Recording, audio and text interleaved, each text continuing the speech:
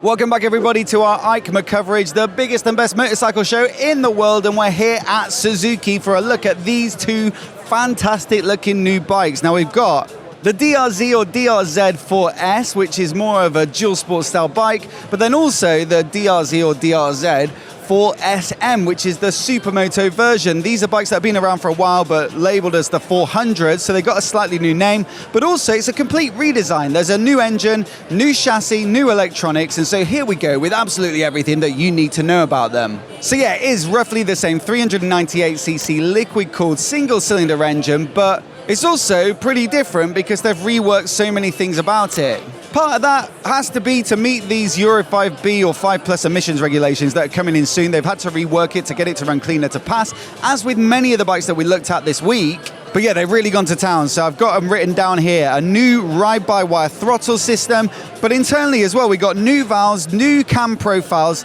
new cylinder head, new intake port shapes, new pistons, new crankcases, new throttle bodies, and dual spark plugs. And I think there are a couple more that I missed. Now, as for performance, we're talking 37 horsepower at 8,000 RPM, 37 newton meters of peak torque at 6,500. And on top of that, they say there's an increase in power across the rev range, so they feel more lively.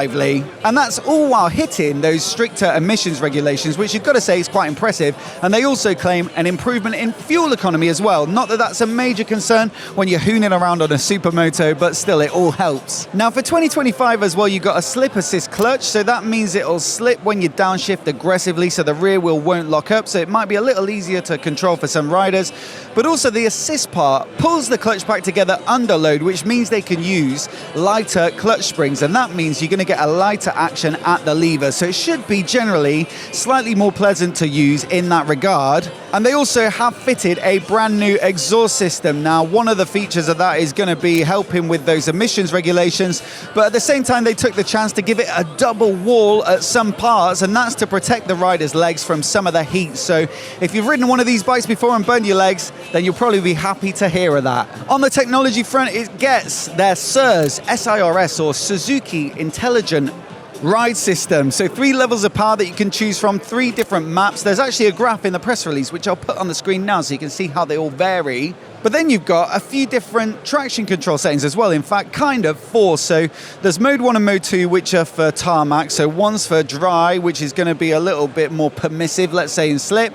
One's for wet riding, so probably intervenes a bit more keenly. But then you've got a G mode, which stands for gravel. And I think this has trickled down from their larger capacity V-Strom bikes, which allows for plenty of slip, so you can spin up the rear and slide it around and enjoy yourself on looser surfaces. Then the 4th mode, if you can call it a mode, is being able to switch it completely off. So one assumes that the gravel mode will keep it in check if it thinks things are going too far, which might be nice to know as a bit of a safety net. As for ABS, well, that's got 3 modes, so you can have both wheels on. Mode 2 is front on, rear off, again, so you can slide the back end, but keep the front in check. And then mode 3 is both off if you're feeling confident and like you want full control of the braking. All of this is managed through the new switchgear and dash, although I will say it's still a very simple display. It's still an LCD. It suits this style of bike, to be fair, but some of the competition now is coming with a TFT display that has a bit more, maybe of a quality look to it, and maybe some more functionality. But at the same time, a lot of people say bikes are getting overcomplicated nowadays, so some of you might be glad to see it.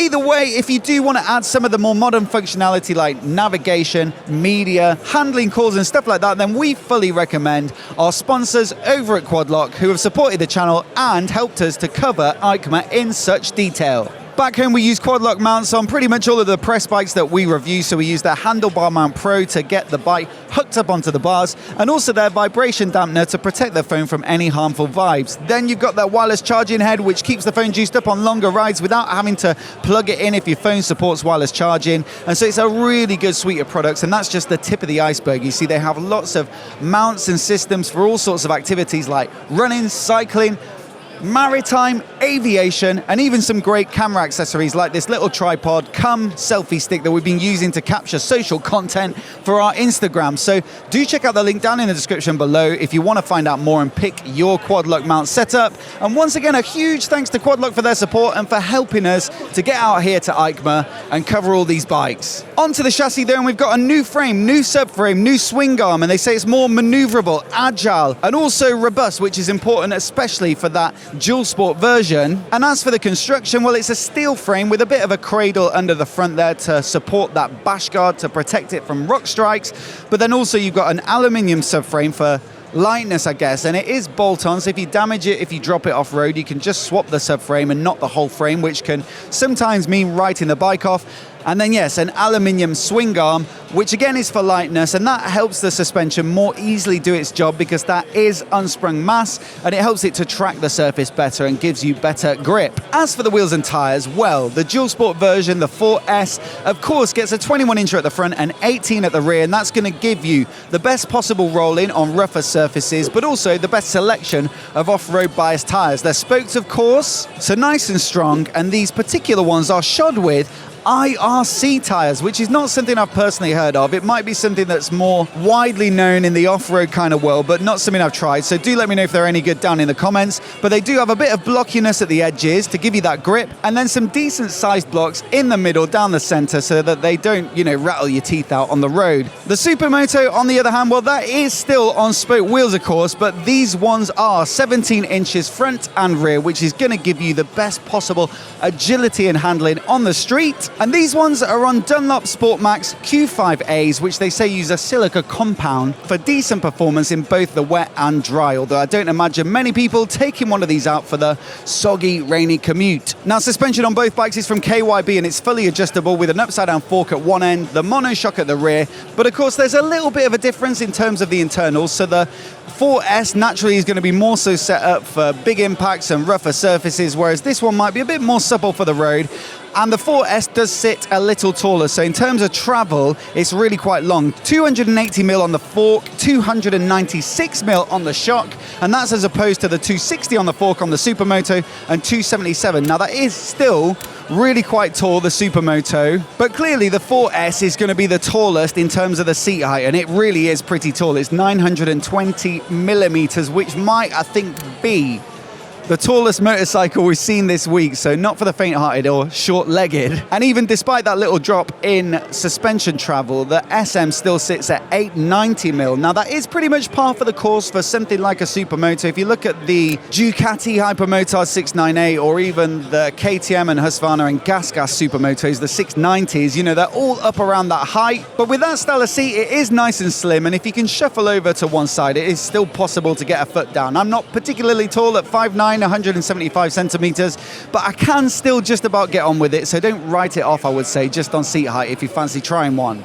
Now, we should mention the weight, because this is obviously going to be one of the big strengths of these two bikes. With the 4S being a dual sport, it's a great choice if you want something that can be a bit off-road and a bit on-road, and it's a lightweight alternative, I guess, to a mid-capacity adventure bike. This one comes in at just 151 kilograms curb, which really is quite impressive, and that's definitely going to help with stuff like picking the bike up when you inevitably drop it when you're riding off-road.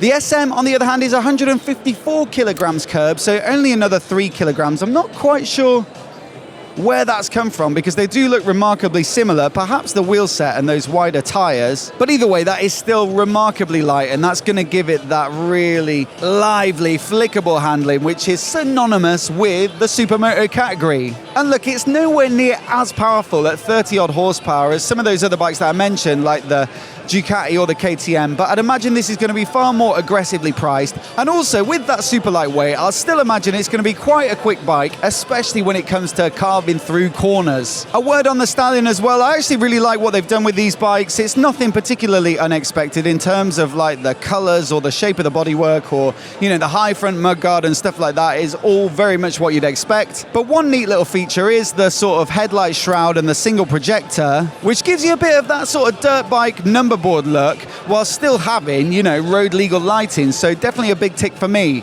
No price on these ones as of yet, but I believe they're coming in summer 2025. So keep your eyes peeled at your local Suzuki dealer if you want to check one of these out. And we'll round off with a little bit of scoring. I'm going to say 4 out of 5 for these ones in terms of performance. The 4S is probably going to be a really good option. Like I say, if you want something a bit more aggressive than an adventure bike, but still able to ride it on the road. And I reckon that 4SM is going to be a lot of fun if you do exclusively want to ride it on tarmac. Features though, well, it's a very simple bike with that simple dash. They have updated the tech, but it's still not something that's comprehensive. That's probably still a reason to go for an adventure bike if you do want a TFT display with loads of settings and rider aids and stuff like that. But for these ones, I'll have to give them 2 out of 5. Styling, I'll go 3 out of 5. Like I say, it's nothing daringly different, but I do appreciate they've made a bit of effort with that headlight. And then affordability, well, like I say, no price, but probably it's going to be something like a 4 out of 5. Suzuki's are always good value. They're fairly simple bikes as well. So I'd imagine these are going to be a bit of good, cheap fun,